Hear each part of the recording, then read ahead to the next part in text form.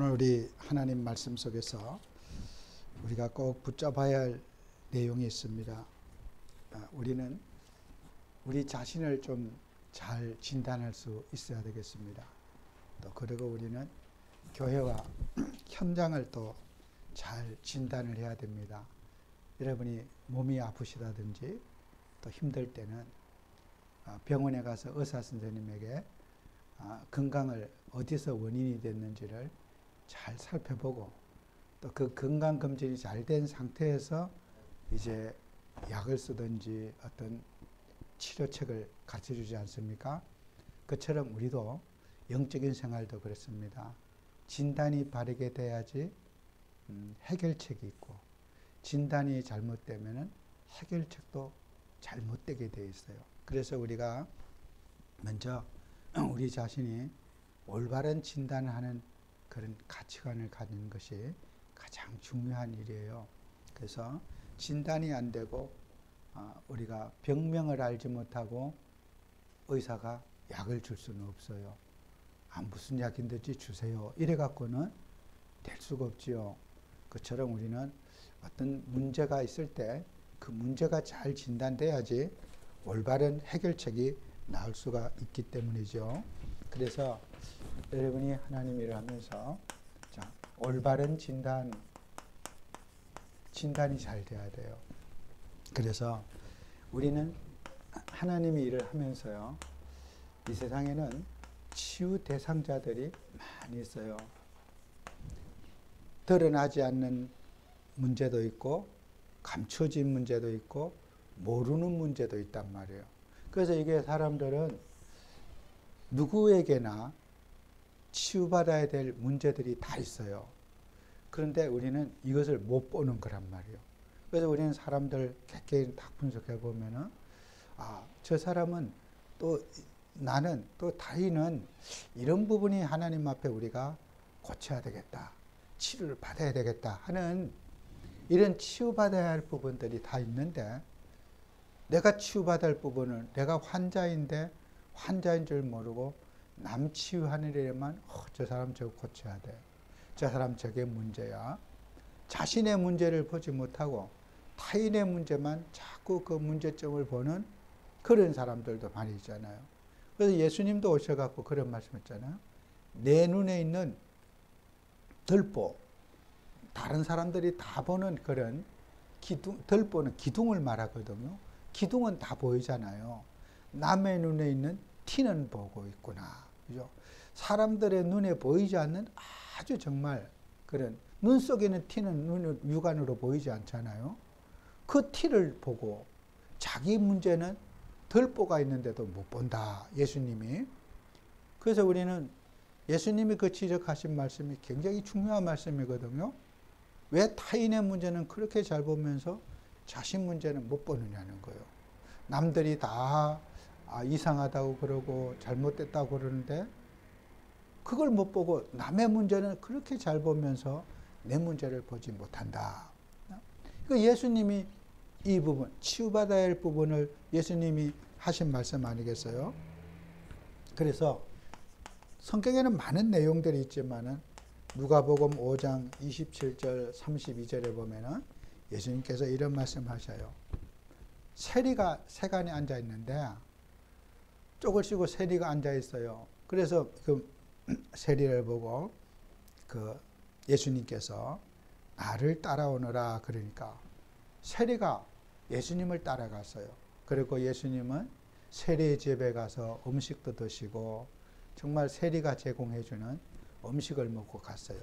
그때 바리새인과 서기관들이 따지는 거예요. 왜 당신은 저 세리 집에 가서 밥을 먹고 음식을 먹느냐?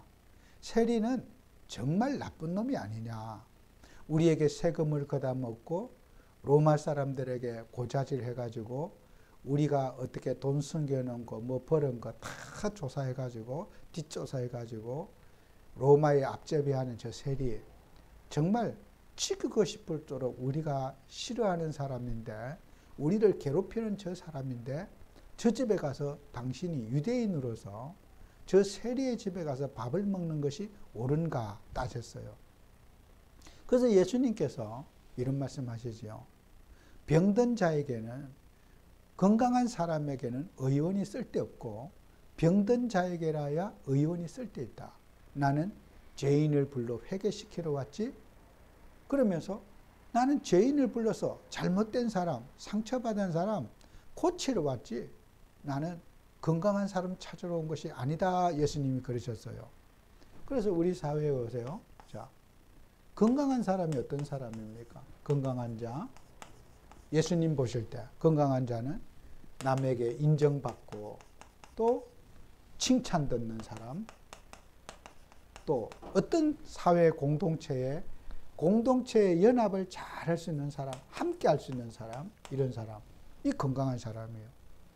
동족도 배신하지 않고 가족과 형제, 친척 간에 늘 규모 있게 잘 이렇게 사람들이 적응 잘하는 사람, 욕 안 얻어먹는 사람, 정말 저 사람 멋있는 사람이야. 이런 사람 건강한 사람인 거예요. 바리새인 서기관들은 그런 건강한 사람이죠. 모범적이고 옷도 잘 차려입고 예절도 바르고 전후좌우를 잘 알고 있는 그런 사람. 그러니까 그런 사람에게는, 건강한 사람에게는 의원이 아프지 않기 때문에 필요 없지만은 병든 자에게는 의원이 필요하자. 병든 자는 어떤 자요? 무시받는 사람, 객관성이 없는 사람, 객관성이 결여된 사람, 또 공동체 생활을 잘 못하는 사람, 막 집에 가면 가출하고 집에 있고 싶지도 않고 가출하고 싶은 사람, 직장에 가도 적응을 못하는 사람, 이런 사회에 부적응한 부적응자, 이렇게 사회에 적응하지 못하고 가정에도 적응하지 못하고 학교에도 적응하지 못하고 어디든지 가서 트러블 메이커가 되고 분쟁과 분란을 일으키는 그런 사람, 이런 사람을 우리 예수님은 병든 자라고 그랬단 말이에요. 예수님은 이런 병든 자를 살리러 우리 예수님이 오셨다 그랬어요. 참 여러분, 이런 사람이 좋습니까? 이런 사람이 좋습니까? 누구나 건강한 사람이 좋아요. 인정받고 칭찬받고 참 규모 있게 예절 바르고 말 바르게 하고 이런 사람 얼마나 만나기 좋습니까? 이런 사람 만나고 싶어요? 안 만나고 싶어요. 속상하지요? 나 저 사람 안 봤으면 좋겠어. 보기 싫어. 저 사람 내 옆에 안 앉았으면 좋겠어. 말도 함부로 하고 저런 사람 나하고 좀 멀어졌으면 좋겠어. 식당에 가도 그런 사람 같이 가면은 나 저 사람 옆에 안 앉을 거야. 좀 괜찮은 사람, 얌전하고 좀 예절 갖추는 그런 말 팍팍 찌르는 사람, 그런 사람 옆에 앉고 싶겠어요? 밥맛이 없어서 앉고 싶어 하지 않아요. 이 병든 자를 사랑한다는 것이 쉬운 일이 아니에요. 그죠? 성경 말씀은 간단해. 우리 현실에서 이런 병든 자를 대하는 것이 쉬운 일이 아니라는 거예요. 우리가 말로는 참 예수님은 병든 자를 고치기 위해서 오셨다. 그런데 이런 사람 우리 현실에서 만나면 어떻게 해요? 부담스러운 분들이에요. 참 되도록이면 덜 만나면 좋겠다. 되도록이면 나한테 전화 좀 안 했으면 좋겠다. 되도록이면 저 사람은 나하고 조금 안 만날 수는 없지만 거리를 뒀으면 좋겠다. 이런 사람들이에요. 그죠? 정말 저도 말씀을 준비하면서 많이 기도해 봤어요. 오늘 이 시간까지.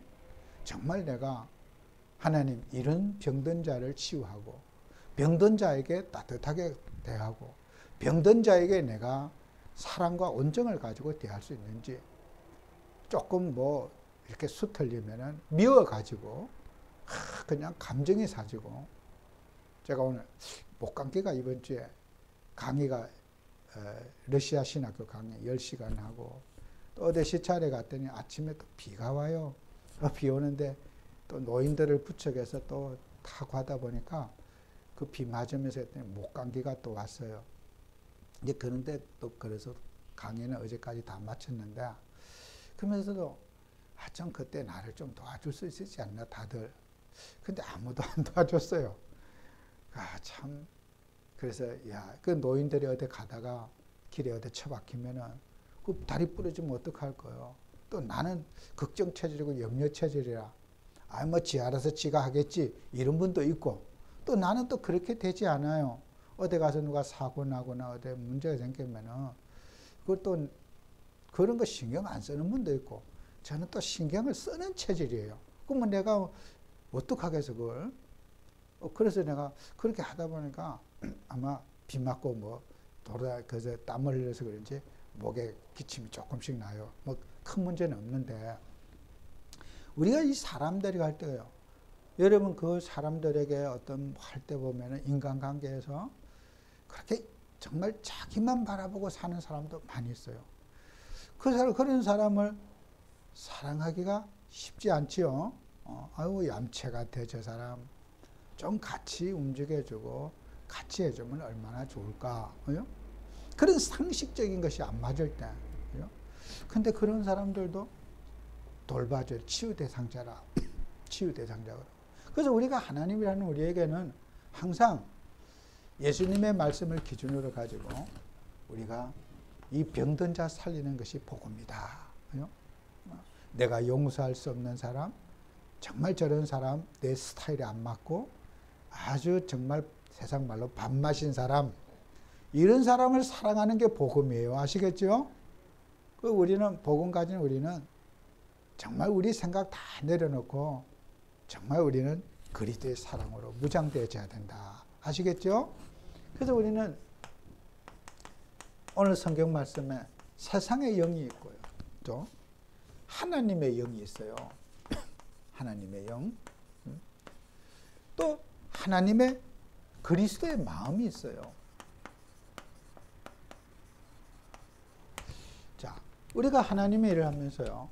세상의 영은 뭐냐? 세상의 영은 에베소서 6장 10절에서 12절에 있는 대로 통치자들과 권세들과 이 어둠의 세상 주자들과 하늘에 있는 악의 영들에 대함이라 그랬어요. 우리가 이 시대에 살아가는 모든 사람들의 의식이 있잖아요. 어떤 사람에게 남에게 군림하고 자기 이득을 취하고 자기가 뭘 주도하려고 하는 그런 것들 있잖아요. 이게 전부 다 이런 사람이 가지고 있는 의지가 세상에 하나님이 준 영이 아니라 사단 마귀가 준 영이라는 거예요. 그래서 우리의 싸움은 혈과 육을 상대하는 것이 아니라 이런 우리 인간의 의지, 자기 만족, 자기 충족을 위해서 노력하고 있는 거예요. 사상도 그렇고 모든 게 다 그래요. 제가 오래전에요. 북한의 그 아주 고위층의 사람을 한번 만난 적이 있어요. 제가 중국에 가서. 근데 그 사익을 만났는데 그분이 이런 얘기예요. 내가 물어봤어요. 북한에서 삼성전자 핸드폰이나 그런 거 쓰면은 저한테 부탁해요. 아, 선생님 다음에 오실 때는 그 삼성전자 핸드폰 신형 새로 나온 게 있대요. 우리도 모르는 거. 그거 좀 갖다 달래요. 그래서 내가 물어봤어요. 북한에서 남한의 삼성전자 핸드폰 쓰면 그거 그래도 됩니까? 물었더니 이 사람이 이런 얘기예요.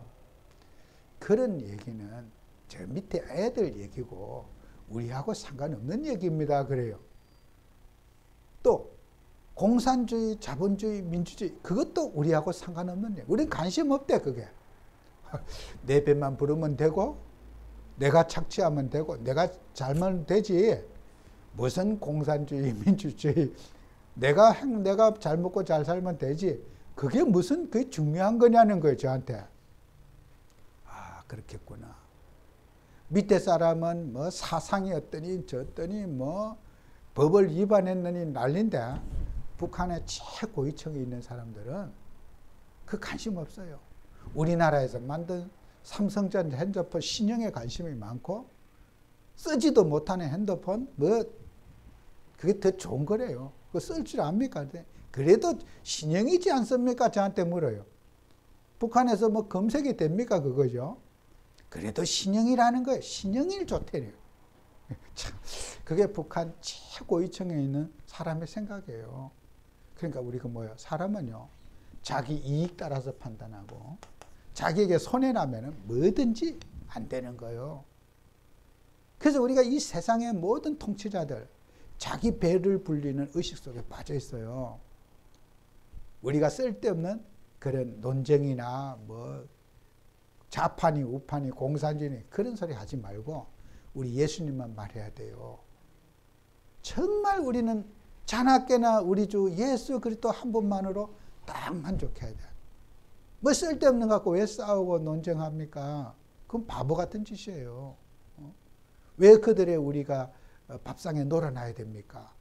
우리는 오직 예수의 사람, 오직 기도의 사람, 오직 믿음의 사람. 하나님은 우리에게 그걸 요구해요. 이 세상에 주는 영은요, 끊임없이 분쟁과 갈등을 다 일으키게 만들고요. 고린도후서 4장 4절에 보면은 이런 말이죠. 세상 신이, 이 세상의 신이, 세상 신이 사람의 마음과 생각을 블라인드 처리해갖고 싹 가려가지고 그리스도를 보지 못하게 만든다. 이 그리스도의 생명을 못 붙잡게 만들고 쓸데없는 생각 속에 사람이 빠지게 만들고 논쟁하게 만들고 다투게 만들고 아무도 중요하지 않은 일에 싸움하게 만들고 이게요 세상 신이 인간을 혼미하게 만들어서 하나님의 영광의 복음을 붙잡지 못하게 사단이 지금도 방해하고 있다 그랬어요. 우리 끊임없이 안 싸우면요 사단이 어느 날 떠와서 뭐 정치가 어떠니 뭐 이러다가 그만 다 시험 들어요. 그때 정치 얘기할 때는 하나님도 없고 그리스도도 없어요. 누가 옳다 나쁘다 맨날 그러는 거예요. 우리가 이 세상 신에게 속으면 안 된다. 우리 항상 우리는 경계하면서 싸워야 돼요. 그래서 우리가 요한복음 6장 11절에는 16장 11절에는 심판에 대하여라면 이 세상 임금이 심판을 받았으며 세상 임금이라 그랬어요. 세상 임금 왕이라 그랬어요. 왕. 그러니 우리가요 이 세상 사람들 만만치 않습니다. 이 세상 신에게 세상 임금에게 정사와 권세 잡은 자들의 손에 인간은 놀아나는 겁니다. 다 이용만 당해요. 정치인들에게 이용당하고 권세자들에게 이용당하고 말로는 나라와 민족을 위해서 일한다 하지만 뭐요? 자기 배 채우는 거예요. 내가 뭐가 되면은 나는 나라를 위해서 일하고 국민을 위해서 일하고 국민만 바라보고 가겠습니다 해도요. 자기 어떤 사람은 또 불법으로 대출하고 국민을 위해서 일한다는 사람이 자기 배를 불리는 것이 뭔 국민을 위해서 일합니까? 자기 명예, 자기 이익을 위해서 살아가면서 입으로만 내가 국민을 위해서 산다고 해요. 입에 침도 안 말하고 거짓말하는 거예요. 그게 속으면 안 되죠. 세상 사람 똑같습니다. 자기에게 손해나면 뭐든지 싫고 자기의 조금만 이익돼 보세요. 사람들은 굉장히 그게 민감한 거예요. 저는 지나간 얘기니까 얘기입니다만 우리 대통령이 연금을 개혁하겠다고 하고 의료를 개혁하겠다고 이렇게 하는 거예요. 그게 선거를 앞두고 참 과연 국민들이 저걸 받아들일까? 절대로 내게 손해나는 일은 협조 안 해요. 어느 나라든지 연금 개혁하겠다고 구호 외친 대통령은요 반드시 무너졌어요. 그게 쉽지 않아요. 왜요? 국민들에게 돈의 이득 손해가 갈린 문제이기 때문에 그 연금 개혁에 손을 대잖아요. 정권이 성공한 적이 없어요. 그래도 해야 될 일이잖아요. 그죠? 이 대통령 공무원 출신이 돼갖고 순진해. 이 백성의 마음을 몰라. 백성들의 마음은 내 이익에 관심이 있어. 돈을 더 불입금을 더 내야 된다. 더 앞으로 받는 시기를 늦춘다. 아니야. 다음에 하더라도 나는 아니야. 나는 손해 안 봐. 지금 대통령 때 하면 안 되고 다음에 해야 돼. 하기는 해야 되지만은 내 때는 하면 안 돼. 이게 제가 밖에서 들어보잖아요. 다 필요하다고 생각해. 그 반대하는 사람 없어요. 앞으로 문제가 될 거다 다 알아. 근데 지금은 안 된다 이거예요. 제가 노인들 들어보면 알거든요. 지금은 안 된다 이거예요. 왜? 내게 손해나는 일은 안 된다. 하더라도 다음에 해라. 나 없을 때 해라. 이거예요. 그러니까요. 그 참 그런 백성들의 마음을 읽지 못해서 그래요. 그러니까 여러분들이 하나님을 하면서요. 이 세상은 자기 욕심과 이익을 따라 판단하는 거예요. 의사분들도 마찬가지잖아요. 의사 좀 늘리고 지방에 뭐 의대 좀 세웠다. 그게 뭐가 그렇게 어려운 일이에요. 그게 중요하지만은 내 밥그릇에 손해나리는 절대로 안 된다 이거. 왜 안 되느냐? 이유도 없어. 그랬더니 연기 좀 해달라. 연기도 안 된다. 그러니까요. 그래서요. 이익에 손해나는 일은 어떻게 해요? 그건 옳고 그름이 없어. 무조건 싫다 이거요. 여러분 이게 세상입니다. 세상은 자기 이익 따라 판단하고 자기 이익 따라 결정하는 거잖아요. 그래서 우리는 정말 세상의 영에 우리가 속지 말고 하나님의 영에 다 이끌림을 받아야 돼요. 다른 거 없어요. 그래서 요한복음 16장 13절 14절에 보면은 진리의 성령이 너에게 오시면은 우리가 장래일을 너에게 말할 것이고 또 너희를 모든 진리 가운데 인도하고 내 영광을 알리게 내 것을 가지고 너에게 알리겠다. 그래서 성경은요. 우리의 인격성, 그죠? 성령이 우리 육체 속에 임해가지고 사람의 인격을 통해서 하나님이 역사하시겠다는 거예요. 성령은 인격신이에요. 인격신. 성령은 인간의 인권을 존중하고 인간 속에 함께하면서 하나님의 뜻을 이루겠다는 거예요. 비인간적인 거 아니라 비이성적인 것은 성령이 아니란 말이에요. 사람의 인격을 무시하거나 사람을 어렵게 만드는 것은 성령이 아닌 거예요. 성령은 인격성을 가지고 역사한다는 거예요. 그리고 성령은 어떻게 해요?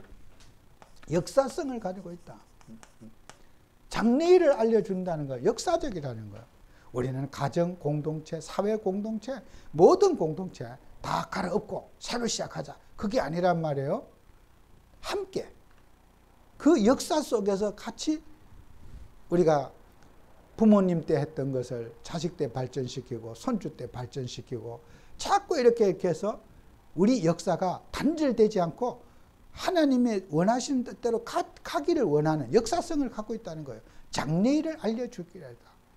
그리고 성령은 앞에 뭐라 했어? 인도해 주신다. 그래요. 우리를 인도해 주신다. 하나님의 영은 이렇게 역사하는 거예요. 인격적인 하나님이시고 가정을 무너뜨리거나 파괴하고 사회를 파괴하는 것이 아니라 사회를 점점 발전시키고 사회의 공동체가 잘 갈 수 있도록 역사성을 가지고 역사하신다는 거예요. 그게 성령의 속성 중에 하나라는 거죠. 그리고 요한복음 8장 31절 34절에 보면 진리가 너희를 자유케 하리라 그래요. 복음이 우리를 자유케 한다 그랬어요. 그랬더니 유대인들이 그러죠. 우리는 종된 적이 없는데 우리는 아브라함의 자손인데 내가 종된 적이 없다 그래요. 예수님 그래요. 죄를 짓는 데마다 죄의 종이라 그랬어요. 우리는 창세기 3장 속에 태어나서 죄를 짓는 자는 죄의 종이다. 진리가 너희를 자유케 한다. 우리는 자유의 신분을 가지지 않습니까? 그리고 여러분 보세요. 사도행전 2장 1절에서 3절에 보면은 마치 처럼 있어요. 불 같은 성령, 그죠? 바람 같은 성령, 그죠? 이게 뭐야? 그런 성령의 역사는 인간의 언어와 단어로 상상할 수 없는 하나님의 영이시라는 거예요. 우리가요, 어떤 성령이 역사하면 어떠냐? 인간이 표현할 수 없는 하나님의 성령의 역사가 인간 속에 일어난다는 거예요. 그래서 바람 같다는 게 아니고 불 같다는 게 아니고 표현할 수 없는 그 상황이 성령 충만 속에 일어났더라. 우리는 성령이 역사하면 막 불은 뭐예요? 막 뜨겁게 막 사람을 태우는 게 아니고 바람이 그 시대 사람들이 하나님의 역사를 표현하는 방법이 없더라. 표현이 안 돼요. 천국도 마찬가지예요. 천국에 가면 어떨 것인가? 안 가봤으니 어떻게 알겠어요? 일단 천국은 좋은 것이라는 것만 알면 돼. 천국에 가면은 뭐하고 어떻게 살까? 그거는 안 가봐서 몰라. 일단 좋은 곳이야. 천국에는 어떤 곳일까? 일단 좋은 곳이야. 이렇게만 생각하면 되지. 천국에 가면은 어떤 사람은 천국이 어떨까? 상상할 필요가 없어요. 천국은 좋은 것이다. 성령의 역사는 뭐냐? 좋은 것이다. 그렇게 말하면 돼요. 성령의 역사하면은 모두가 행복하다. 성령의 역사하면 모두가 만족한다. 그게 성령의 역사예요. 그 성령의 역사 꼭 우리가 누려야 됩니다. 그래서 우리가 마지막으로 우리는 다른 거입니다. 그리스도의 마음을 알아야 돼요. 이 그리스도의 마음은 이사야서 42장 1절에 내가 붙드는 나의 종 내 마음에 기뻐하는 자 곧 내가 택하심을 보라. 내가 나의 영을 그에게 주었으며 그가 이방에 정의를 베풀리라 그랬어요. 여기에 내 마음에 기뻐하는 자, 그죠? 이게 뭐냐? 이게 히브리어로 라차라고 하는 그런 말 뜻인데요. 희생의 제물에 만족하는 거 그래요. 예수님이 이 땅에 오셔서 완전히 하나님을 만족시킨 제물이 된 거예요. 만족한 제물. 만족. 우리를 죄에서 사단의 존에서 지옥에서 해방할 완벽한 만족이 되는 예수님이 제물이 되셨다는 거예요. 내 마음에 기뻐하는 종, 그죠? 하나님이 예수 그리스도를 통해서 완전한 죄를 사하고 하나님 만나는 길이 되고 지옥권 세계라는 완전한 제물이 되고 하나님이 가장 기쁘게 받는 그냥 오케이 하는 그 제물이 되셨다. 그죠? 마음에 기뻐하는 자. 곧 택하심을 본 자. 나의 영. 나의 영이 뭐예요? 성령을 말하죠. 성령을 내게 줄 것이고. 또 정의를 그가 이방에 정의를 베푸실 것이다. 정의. 이게요. 히브리어는 미시 파트라고 하는 건데 이게 미시 파트는 뭐냐? 복음, 진리를 말해요. 예수 그리스도가 오셔가지고 우리를 세상의 모든 것을 회복하는 진리의 영, 성령이 우리에게 오실 것이라는 거예요. 그다음에 마지막으로 우리가 한번 볼 게 있어요. 누가복음 15장 11절, 31절 우리 잘 아는 본문 내용이죠. 예수님께서 비유로 말씀하시죠. 두 아들이 있는데 마지가 아버지 상속을 미리 좀 해주셔서 제가 가서 독립해서 사업해서 돈 많이 벌어오겠습니다 하고 아버지에게 재산 분가하고 마지가 이제 외국으로 재산을 상속받아 가지고 사업하러 갔어요. 사업하러 갔는데 사업이 잘 되면 좋은데 사업이 안 됐어요. 쫄딱 망하고 부도가 나가지고 완전히 그냥 망해도 완전히 망해서 외국에 가서 사업이 망하니까 어떻게 해요? 먹을 것도 없으니까요. 갈 직장도 없어요. 그럼 뭐 가세요? 돼지 농장에 가서 일을 했어요. 이스라엘 백성들이 제일 안 좋은 직업이 뭐냐? 돼지를 제일 나쁜 짐승으로 더러운 짐승으로 생각해요. 거기 가서 또 똥 치우는 사람, 돼지 돌봐주는 사람, 직업 중에 제일 안 좋은 직업이에요. 그런데 돼지 농장의 일꾼들을 밥도 안 줘요. 그러니까 어떻게 해요? 돼지가 먹는 그 밥, 그걸 같이 먹었어요. 그랬더니 이 아들이 생각한 거야. 이렇게 돼지가 먹는 밥 먹고 사느니 차라리 죽어도 내 아버지 집에 가서 죽자. 아들이라고 하는 거 상속 포기하고 어차피 재산도 다 갖고 볼일 다 봤으니까 내 아버지한테 나 아들로 포기할 테니까 아버지, 나 아버지와 하나님께 죄를 지었으니까 내가 나를 머슴으로 받아주세요. 일꾼으로 받아주세요. 아들이라고 주장 안 할 테니까 아들 포기하겠습니다. 아들 권리 포기하고 내가 우리 아버지 집에 가서 아버지와 하나님께 내가 죄를 지었으니까 내가 정말 평생 내가 잘못을 반성하고 살 테니까 나를 일꾼으로 받아주세요. 네. 아버지한테 갔어요. 가가지고 그 얘기를 했어요. 아버지, 제가 아들 포기하겠습니다. 그리고 지금부터 내가 그냥 아버지와 하나님께 죄를 지었으니 제가 잘못했습니다. 회개했어요. 아버지는 아들이 오는 것을 보고 안고 울면서 동네 사람 불러다가 잔치하고 소잡고 양잡고 했어요. 그랬더니 둘째 아들이 조금 있다 왔어요. 이게 뭔 소리냐? 집에 재산 다 까먹은 형이 왔다고 잔치 소잡고 동네 잔치하니까 동생이 눈이 탁 돌아가 버렸어요. 아버지, 나한테는 염소 새끼 한 마리도 잡아준 적이 없으면서 저 집을 못되게 만들고 우리 집을 망신 주고 힘들게 했던 저 형이 왔는데 뭔 이런 짓을 합니까, 아버지한테? 너는 항상 내 옆에 있는 아들이지 않느냐? 내 아들은 잃었다가 얻은 아들이다. 잃어버렸다가 얻은 아들, 그게 아버지의 마음이거든요. 우리가 하나님을 하면서요, 우리는 항상 하나님 앞에 이 아들이 뭐요? 탕진한 아들이, 탕자 아들이요, 회개했어요. 회개하는 축복을 받아야 돼요. 우리가 잘못을 해도 뭐 잘못할 수 있잖아요.